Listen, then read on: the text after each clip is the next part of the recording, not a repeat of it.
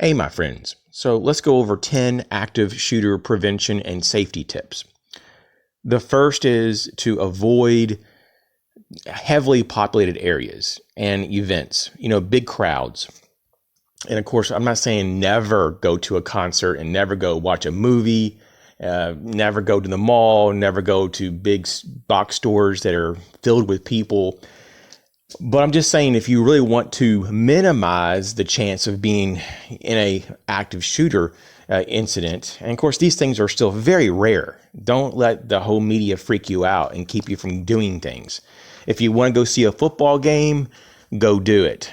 Don't not do things. But strategically speaking, there may be certain times of the day that might just be less likely for an incident.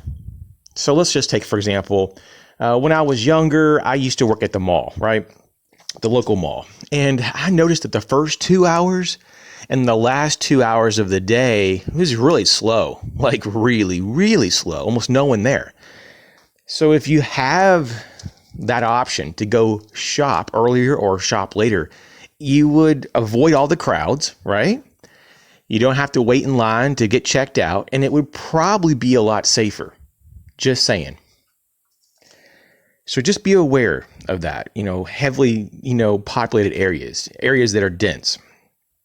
And so the next tip is to avoid gun-free zones. Active shooters, they really do take advantage of unarmed people because they're cowards. These people are cowards, typically speaking. And if you really look at a lot of these mass shootings, the vast majority take place in gun-free zones. And it's for a reason. I mean, it's planned like that, you see. Number 3, have a means of personal protection. Now, for some people, I'm very aware of this, of course, that live in other countries or in locations, even here in the U.S., you may not be able to have a firearm, like concealed carry or whatever. So you just do the best you can, whatever it is that you can carry legally, you do that. But I would say ideally a handgun is one of the best equalizers, And remember also, a moving target is harder to hit. And that you need training, though. You don't just buy a gun, for example, and just put it in your pocket and you're done. No, you haven't even started. You need to go to classes. You need to learn how to use it. You need to know how to retrieve it. You need to know how to load it, reload it. You need to know how to shoot it. And you need to learn all this as you're moving. Because in real life, you're not going to just stand there static. You're going to be moving and shooting. Moving and shooting. And that's the reality of it, if you want to survive at least. Number 4, have a light. This allows you to identify threats, right, in low light conditions.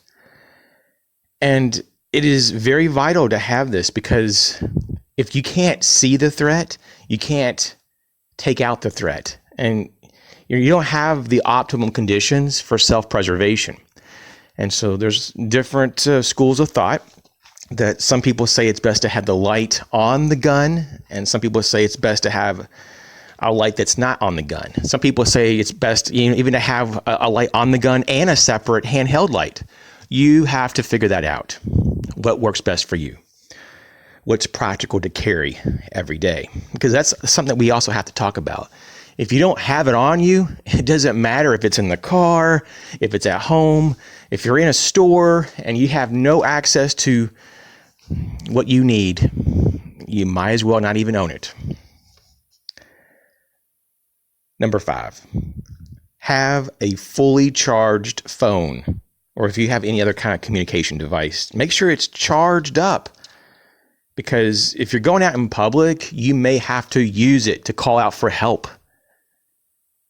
And it may not be help for you, but maybe someone that you're with, maybe they got shot. You need to have a fully charged device. You never know how long you may need to talk to someone to get help. Number 6,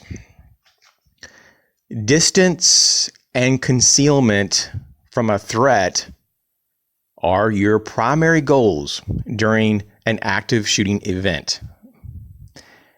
It's very straightforward there. So if you hear pop, pop, pop, and you're not actually in the path of the active shooter, I mean, even if you are, you still want to run away if you can. I mean, if they're really on top of you, then you need to take action against them, like draw your weapon and shoot. But in other cases, though, in pretty much all other cases, you want to get away from the threat, create distance, and conceal. Or if it's not possible to get away from the threat, to conceal first and prepare to address the threat if it gets close enough. Okay, number 7. If faced with an active shooter, use any and all means to defeat that shooter, that threat. And that means to use the environment to your disposal. Whatever is around you. Look at everything around you as a weapon. I mean, you may have to use your hands. You may have to use your feet. You may have to use your shoes, your belt, your pen. You have to just keep thinking about everything. Everything has to be looked at as a potential weapon to preserve your life or to save others. Number 8, if going to a large event, bring a compact tourniquet, other types of medical supplies, other trauma-related, medical supplies. And I'm not saying bring a whole trauma kit, a big pack. And no, I'm saying just bring some essentials, tourniquet, maybe a hemostat, some gauze, just, stuff that would probably just fill up maybe a pocket. It doesn't have to be anything crazy, right? It just makes sense. Because God forbid, if something happened and you got shot or a friend got shot or a family member got shot, you'd want to have the ability to save their lives, right? And it's not that difficult to put a few things in a pocket, in particular like a cargo pocket, right? Or in your backpack that you have with you. You probably won't even notice it. Number 9, avoid being crushed in a stampede during an active shooting event. And one way you can do this is during the event, like if you're part of a crowd, let's say that you just want to go to a concert, instead of being in the middle of the mosh pit or in the middle of the crowd, right? You want to be on the edge. You want to be on the edge so that you can kind of be one of the first ones to move to the nearest exit. And that's the next part. Be aware of your nearest exits at all times. And I'm not saying not to enjoy yourself. Obviously, enjoy yourself, whatever you're doing, but just be aware of these little things. It just takes a moment to be aware. And number 10, situational awareness. Be aware of what is happening around you. It's the simplest of all things, but most people really don't do this. And I mean, if you're truthful, you probably sometimes don't do this too. I don't sometimes do it. I admit it. We get a phone call or a text, or you want to look something up on your phone, or, maybe you have kids and you're fooling around with, taking their jacket off or putting the jacket on, or giving them something to eat, or putting them into the vehicle and strapping them in. All this stuff. It gets crazy. Or distractions everywhere. You could be in a store and you're looking at stuff and get lost shopping. It happens. But that's when you are the most vulnerable, because you don't really know what's going on around you. And so just make a note every 30 seconds to a minute, just to kind of take a small pause and just very subtly, just open your eyes all the way and just slowly move side to side and just take in what's going on. That's all it is. Just pay attention of how people are acting and what is going on, and then continue on what you're doing. It doesn't take very much effort, right? And that right there can save you a lot of heartache in your life. I hope these helps, just in case something ever happened. I hope these things help.